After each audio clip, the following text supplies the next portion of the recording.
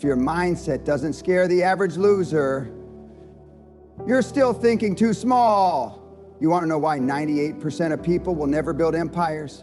Because their minds are weak, soft like pudding. This video will slap that weakness out of your skull. Most people are walking around with minds so fragile, a single bad day breaks them.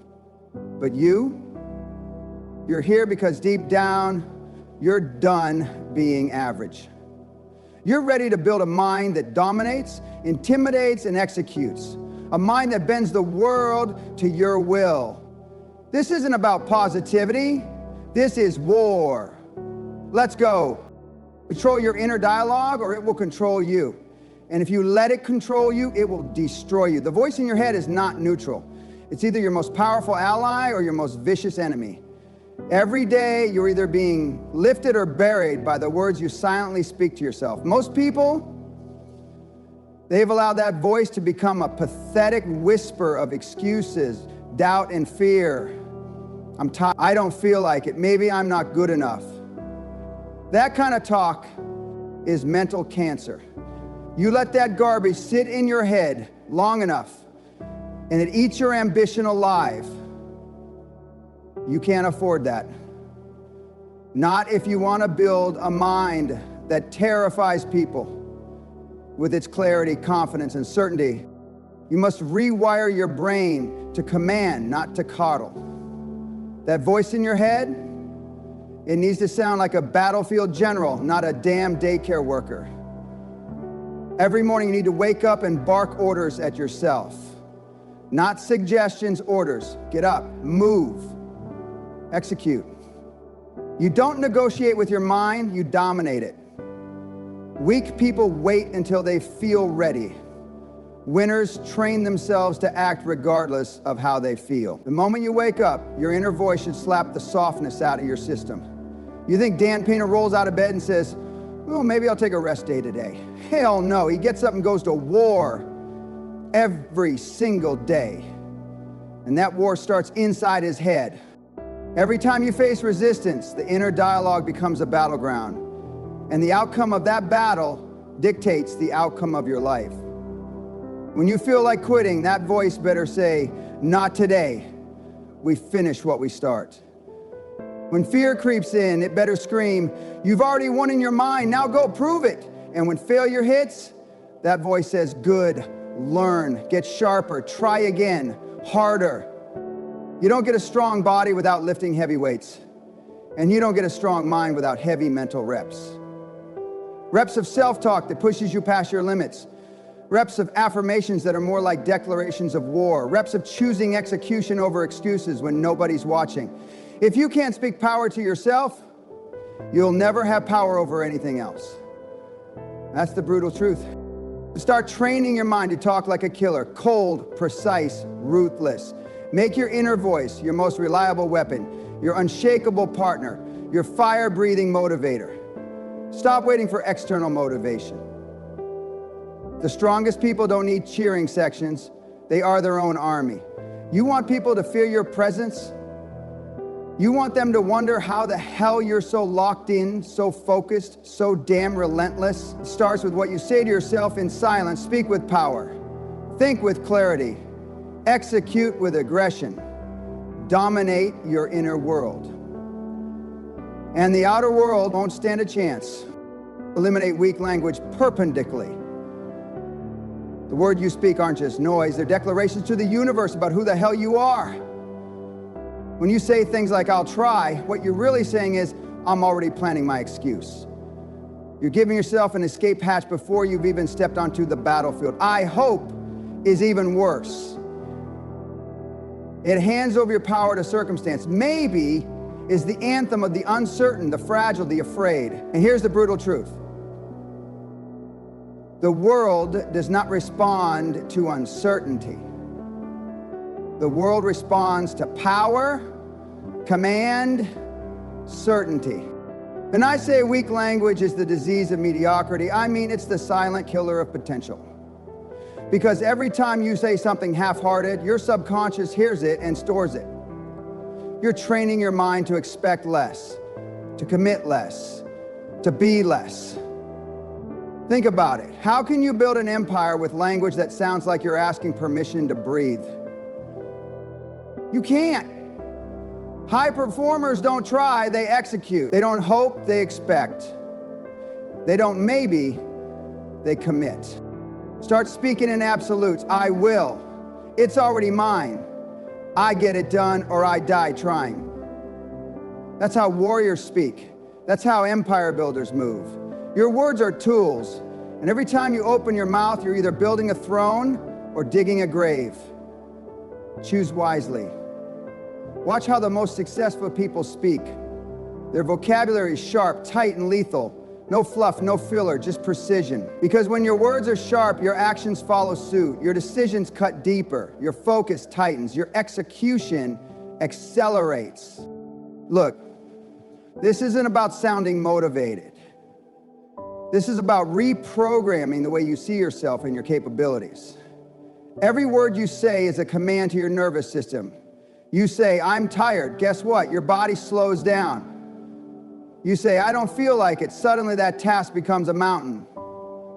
But when you say, let's go, I finish what I start, no excuses, your body listens. Your focus locks in. You become a weapon. People don't realize the power of verbal discipline. They're too busy running their mouths with doubt and distraction. Meanwhile, the ones at the top speak less, but when they do, their words land like hammers. Be one of those people. Speak only what you want to manifest. And if you're not ready to go all in, don't say anything at all. Silence is better than weakness dressed up as conversation. So from now on, every word out of your mouth should be fire trusted. If it doesn't lead to action, kill it. If it's not reinforcing strength, delete it. Train your language like you train your body, daily, ruthlessly, and without compromise. Because in the war for greatness, soft words kill hard dreams. Speak like the champion you want to become, because no one builds a legacy whispering maybe. Run toward discomfort, not away from it, not around it, straight into the fire. Because here's the raw truth. Every time you avoid discomfort, you rob yourself of the growth that could have made you unstoppable. Most people live in a padded prison. Soft beds, soft minds, soft lives. The moment they feel even the tiniest bit of resistance, rejection, failure, criticism, they fold like cheap lawn chairs. They rationalize, retreat, and rot in their comfort zones. And then they wonder why nothing changes, why they feel powerless, why they break under pressure. It's because they've trained themselves to equate discomfort with danger, instead of recognizing it as the crucible of power. You want a mind that terrifies people? Then stop craving comfort and start chasing the pain. Discomfort is the forge, the grind, the pressure that sharpens steel. And most of you are walking around dull. You're living easy, thinking you're going to build a legacy from a couch. Let me wake you up. Comfort is the enemy. Discomfort is your weapon. The people at the top of the food chain, the killers, the winners, the ones who own empires, they eat discomfort for breakfast. They don't complain when things get hard. They lean in, they look for it. Why? Because they know that the harder the path, the stronger the mind. And a strong mind, that's dangerous. You grow when you suffer with purpose. Every time you face fear and still move forward, you harden. Every time you wake up when your body screams to sleep, you gain control. When you face rejection, failure, uncertainty, and you don't flinch, you become immune to the poison that paralyzes average people. Discomfort doesn't mean you're breaking. It means you're building. It means you're expanding your capacity. The gym doesn't just grow your body, it grows your mind. The cold shower doesn't just shock your skin, it trains your nerves. That conversation you're avoiding, that business risk you're delaying, that brutal truth you keep dodging, those are the exact weights you need to lift. And if you keep skipping them, you'll never grow the mental muscle to carry greatness. Comfort is where your dreams go to die. Discomfort is where they're born. You need to rewire your brain to seek the struggle. You need to become the type of savage who smiles when it hurts. Because you know pain is the process. You don't rise when things are easy, you rise when they're not. So stop pampering your limitations, stop babying your excuses, stop feeding the lie that you'll get stronger by staying safe. You won't, you'll rise. Run toward discomfort like it owes you everything, because it does. Your strength, your clarity, your grit, your power, everything you're looking for is hiding behind a door marked pain. Kick it down, and don't stop until the world feels your fire. Execute without feelings. That's not just a strategy, it's a mindset. It's the death of weakness and the birth of power. Most people are emotional junkies. They only move when they feel good. They wait for the stars to align, for their coffee to kick in, for their boss to compliment them, for the rain to stop. You know what that makes them? Slaves. Slaves to circumstance, slaves to emotion. But the high performers, the killers, the ones who build empires, they don't care how they feel. They execute anyway. Rain, who cares? Doubt, good. Fear, use it. You think lions check in with their feelings before they hunt? You think seals negotiate with their anxiety before going into a kill zone? No, they do the job. You show up, you get it done, you move because you made a decision, not because it feels good. The world doesn't hand success to the most emotional, it hands it to the most relentless. Here's what the average person does. They set a goal, get hyped, then wait to feel inspired before taking action. You know what happens next? Life slaps them with resistance. They don't feel like working out. They don't feel like making the call. So what do? Nothing. And then they blame the world. The elite don't play that game. They execute with zero negotiation. Whether it's Monday or Sunday, raining or sunny, sick or tired, they move. Let me be blunt. If you only act when you feel like it, you're screwed. Because feelings are the most unreliable GPS in existence. You want direction? Use discipline. Use purpose. Use your word. You said you'd build that business? Then build it when you're exhausted. You said you'd dominate your industry? Then dominate when you're doubted. You said you'd wake up at 5 a.m.? Then wake the hell up, even if you went to bed at 2. Nobody cares how you feel. They care about what you produce.